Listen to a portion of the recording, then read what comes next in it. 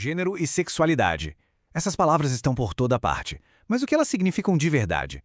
Bom, para além da biologia, existe uma teoria com mais de um século de história que oferece um olhar bem surpreendente para isso, a psicanálise. Vamos mergulhar em como ela nos ajuda a decifrar essas questões tão atuais. Pode até parecer meio estranho, né? Pegar uma teoria tão antiga para entender um cenário que parece mudar a cada dia.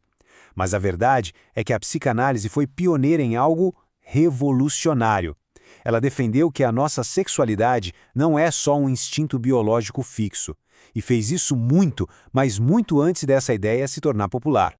Então, o nosso roteiro hoje vai ser o seguinte: a gente começa com esse diálogo subversivo que a psicanálise propõe, depois vamos direto para a revolução de Freud e a lógica de Lacan, daí a gente vê como tudo isso se aplica na clínica de hoje em dia, qual é a posição ética necessária e, no final, fechamos com os pontos-chave para a gente levar dessa conversa. Ok, a primeira grande ideia é essa. A psicanálise olha para muito além da biologia. Ela entende a sexualidade como uma mistura complexa de psicologia, de cultura e, o que é fundamental, do nosso inconsciente. O foco sai do que seria normal para todo mundo e se volta para aquilo que é único no desejo de cada pessoa. E aqui está o ponto central. O objetivo da psicanálise não é, de jeito nenhum, encaixar as pessoas em caixinhas ou normalizar identidades. O trabalho é outro. É o de escutar de verdade a história única que existe por trás do desejo de cada um, sem impor um roteiro pronto. Para entender de onde vem essa ideia, a gente precisa voltar lá em Freud. Foi ele quem começou uma verdadeira revolução, sabe? Ele desafiou de frente a noção da sua época de que a biologia determinava absolutamente tudo sobre a nossa sexualidade. E aqui está uma das distinções mais importantes que o Freud fez. De um lado a gente tem o instinto, que é algo biológico, fixo. Pensa no animal buscando a reprodução. É isso. Do outro lado, Freud nos apresenta a pulsão. E a pulsão ela é psíquica, é flexível. O objeto do desejo pode variar. E o objetivo dela não é a reprodução, mas a satisfação em si. É uma força muito mais, digamos, caótica e criativa. E essas ideias foram, totalmente subversivas para a época. Imagina só falar em sexualidade infantil ou na ideia de que todos nós temos traços psíquicos masculinos e femininos. O que o Freud estava dizendo, no fundo, é que a nossa sexualidade é uma construção complexa da nossa mente, não um simples dado da natureza. E essa citação de 1933 é muito poderosa. Olha só. Freud já dizia que ser homem ou mulher no sentido psíquico é um caráter desconhecido. Algo que a anatomia por si só não dá conta de explicar. Ele já estava fazendo essa separação crucial entre o corpo e a identidade. Bom, partindo de Freud, o Jacques Lacan deu um passo adiante. Ele deslocou o foco, mostrando o papel fundamental da linguagem e das estruturas sociais na forma como a gente constrói nossas identidades sexuais. O Lacan adorava uma provocação, né? E essa aqui é famosíssima. Quando ele diz não há relação sexual, ele não está negando que as pessoas transam, claro que não. O que ele está dizendo é que não existe uma fórmula mágica, um encaixe perfeito e natural entre os sexos. Essa conexão é sempre algo a ser construído, inventado, e muitas vezes algo que falha.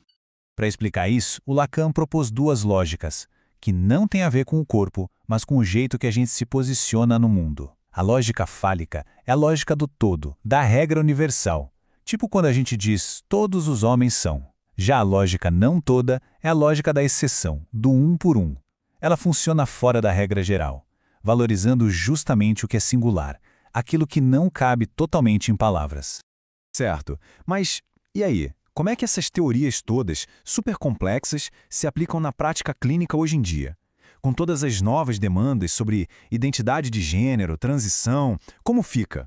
E essa citação nos joga de volta para a realidade. Ela destaca um ponto crítico. Antes de mergulhar de cabeça no inconsciente, o analista precisa escutar o sofrimento real. As desigualdades de gênero, de raça, de classe, tudo isso afeta a vida do paciente. A análise, afinal, não acontece num vácuo social. E isso nos leva a uma distinção que é fundamental para o analista hoje. Uma coisa é a diferença psíquica, a singularidade de cada um, esse é o campo de exploração da análise. Outra coisa, bem diferente, é a desigualdade, a opressão social que causa dor e que precisa ser nomeada e reconhecida.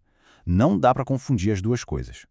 Isso leva a uma pergunta que o analista e talvez todos nós podemos nos fazer. A forma como alguém vive e expressa sua sexualidade vem de um autoconhecimento profundo Ou, na verdade, de uma tentativa de se encaixar em algo, de uma alienação? O objetivo aqui não é julgar, de forma alguma, mas sim ajudar a entender as raízes do desejo. Diante de toda essa complexidade, qual deve ser a postura do analista, então? Isso nos leva ao que é a posição ética fundamental da psicanálise. A regra de ouro é essa aqui. A psicanálise não receita identidades. O papel do analista não é ser juiz nem guru, muito menos um defensor de normas sociais. O papel dele é, acima de tudo, criar um espaço seguro para que a pessoa possa investigar a sua própria verdade. Na prática, essa ética se desdobra em alguns pontos. Primeiro, respeitar como a pessoa se define. Ponto. Segundo, evitar a todo custo rotular a experiência como doença ou como algo que precise ser consertado ou normalizado. Terceiro, escutar aquele desejo que vai além dos discursos prontos da sociedade. E, por fim, criar um espaço para que a pessoa possa inventar a sua própria solução, a sua própria maneira de ser. Então, vamos lá. O que a gente pode tirar de mais importante de toda essa análise? Em resumo, o que a psicanálise oferece é uma ferramenta poderosa contra o determinismo biológico. Ela nos lembra que identidade não é uma essência fixa, e sim uma construção psíquica supercomplexa.